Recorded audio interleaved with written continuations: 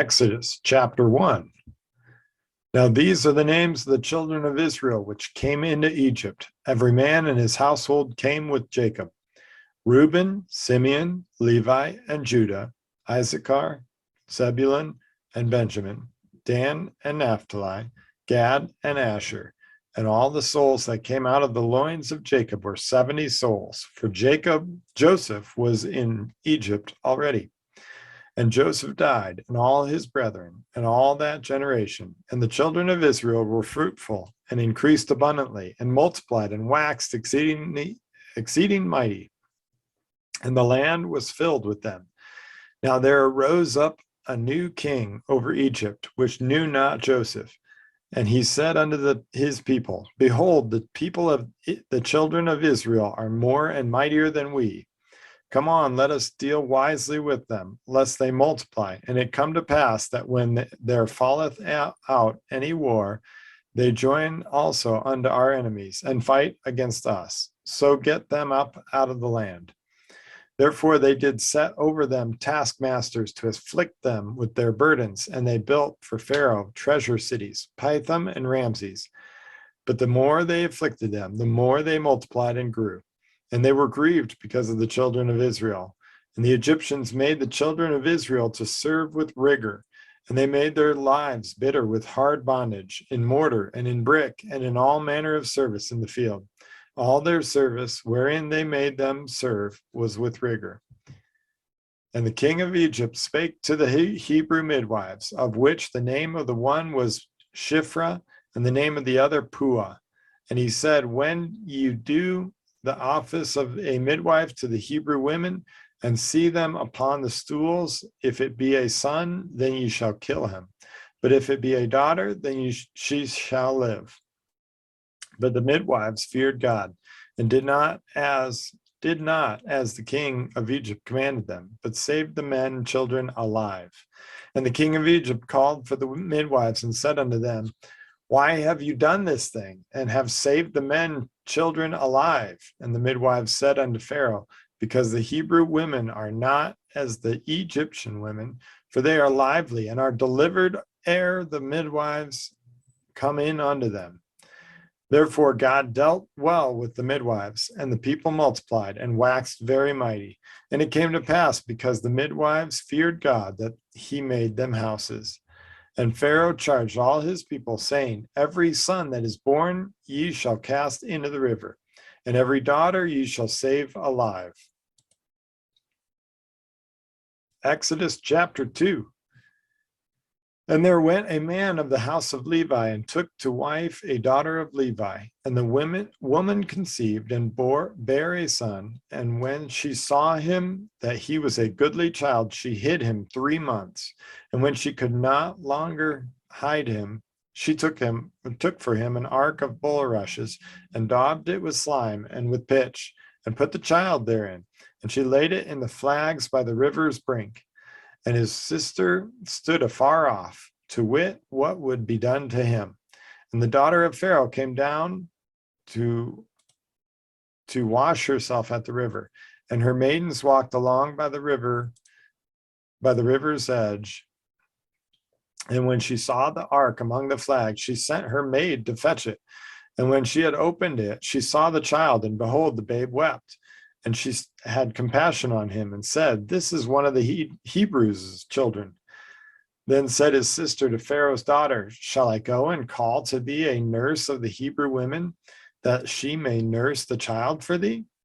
And Pharaoh's daughter said to her, Go. And the maid went and called the child's mother. And Pharaoh's daughter said unto her, Take this child away, and nurse it for me, and I will give thee thy wages. And the women took the child and nursed it.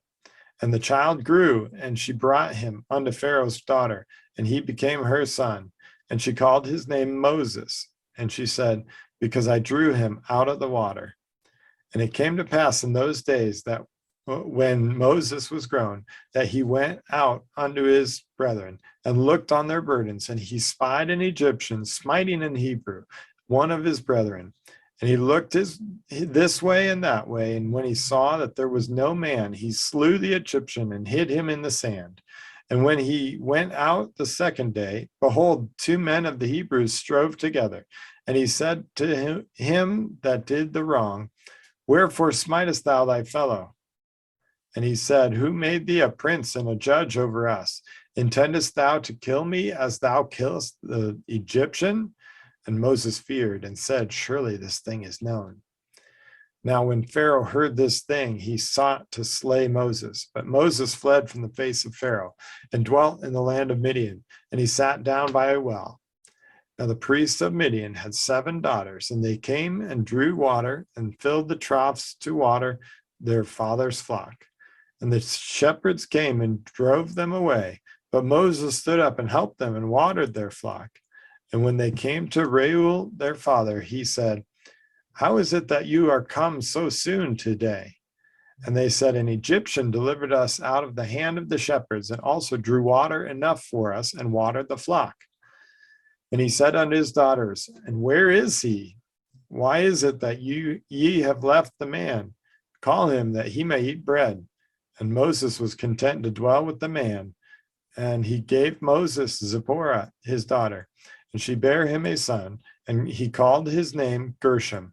For he said, I have been a stranger in a strange land. And it came to pass in process of time that the king of Egypt died, and the children of Israel sighed by reason of the bondage. And they cried, and their cry came up unto God by reason of the bondage. And God heard their groaning, and God remembered his covenant with Abraham, and with Isaac, and with Jacob. And God looked upon the children of Israel, and God had respect unto them. Exodus chapter 3. Now Moses kept the flock of Jethro, his father-in-law, the priest of Midian, and he led the flock to the backside of the desert, and came to the mountain of God, even to Horeb. And the angel of the Lord appeared unto him in a flame of fire out of the midst of a bush. And he looked, and behold, the bush burned with fire, and the bush was not consumed. And Moses said, I will now turn aside and see this great sight, why the bush is not burnt. And when the Lord saw that he had turned aside to see, God called unto him out of the midst of the bush and said, Moses, Moses. And he said, Here am I. And he said, Draw not nigh hither, put off thy shoes from off thy feet, for the place whereon thou standest is holy ground.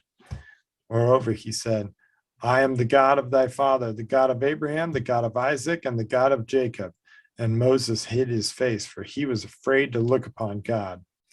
And the Lord said, I have surely seen the affliction of my people which are in Egypt, and have heard their cry by reason of the task of their taskmasters, for I know their sorrows. And I am come down to deliver them out of the hand of the Egyptians, and to bring them up out of the land unto a good land, and large unto a land flowing with milk and honey, unto the place of the Canaanites and the Hittites and the Amorites and the Perizzites and the Hivites and the Jebusites. Now therefore, behold, the cry of the children of Israel is come unto me, and I have also seen the oppression wherewith the Egyptians oppress them. Come now therefore, and I will send thee unto Pharaoh, that thou mayest bring forth my people, the children of Israel, out of Egypt. And Moses said unto God, Who am I, that I should go unto Pharaoh, and that I should bring forth the children of Israel out of Egypt? And he said, Certainly I will be with you, and this shall be a token unto thee that I have sent thee. When thou hast brought forth the people out of Egypt, ye shall serve God upon this mountain. And Moses said unto God, Behold, when I come unto the children of Israel, and shall say unto them, The God of your fathers has sent me unto you, and they shall say to me, What is his name? What shall I say to them? And God said unto Moses, I am that I am. And he said, Thou shalt say unto the children of Israel, I am hath sent me unto you. And God said moreover unto Moses, Thus shalt thou say unto the children of Israel, The Lord God of your fathers, the God of Abraham, the God of Isaac, and the God of Jacob, hath sent me unto you. This is my name forever, and this is my memorial unto all generations.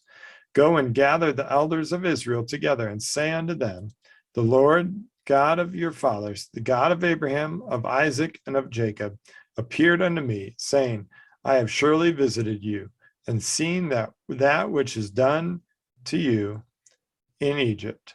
And I have said, I will bring you up out of the affliction of Egypt unto the land of the Canaanites and the Hittites and the Amorites and the Perizzites and the Hivites and the Jebusites, unto a land flowing with milk and honey. And they shall hearken to thy voice, and thou shalt come, thou and the elders of Israel, unto the king of Egypt. Ye shall say unto him, the Lord God of the Hebrews hath met with us. And now let us go, we beseech thee, 3 days' journey into the wilderness, that we may sacrifice to the Lord our God. And I am sure that the king of Egypt will not let you go, no, not by a mighty hand. And I will stretch out my hand and smite Egypt with all my wonders, which I will do in the midst thereof. And after that, he will let you go. And I will give this people favor in the sight of the Egyptians. And it shall come to pass that when you go, ye shall not go empty, but every woman shall borrow of her neighbor, and of her that sojourneth in her house, jewels of silver and jewels of gold and raiment. You shall put them upon your sons and upon your daughters, and you shall spoil the Egyptians.